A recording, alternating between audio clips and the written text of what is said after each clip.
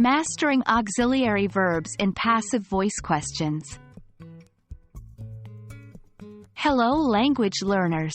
Welcome back to our interactive learning series on mastering English grammar. Today, we are going to dive into an important topic within passive voice: auxiliary verbs in passive voice questions. Let's decode the structure and unravel the secret to forming questions with ease.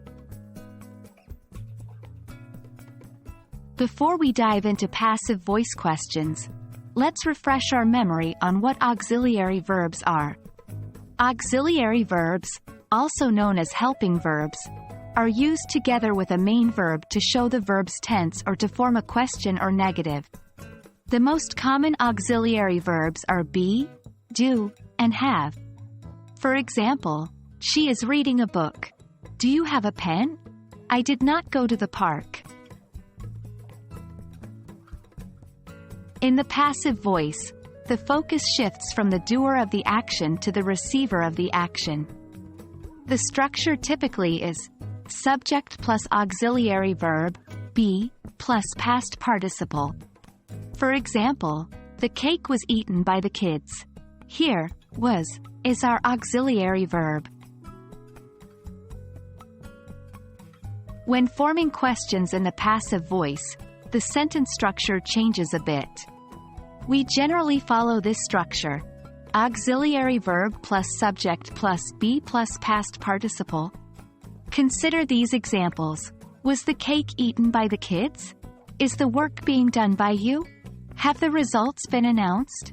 In all of these examples, we're using auxiliary verbs, was, is, have, to kick off our questions.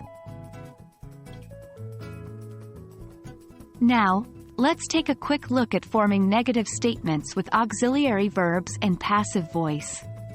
The general structure for negatives is subject plus auxiliary verb plus not plus be plus past participle.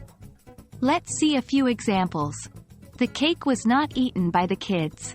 The work is not being done by you. The results have not been announced. The auxiliary verbs, was, is, have, are used along with not to create these negative statements.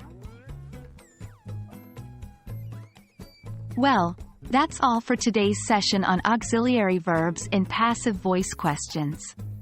Remember, practice makes perfect. So, keep working on these structures and you'll find yourself forming questions and negatives in passive voice with much more confidence.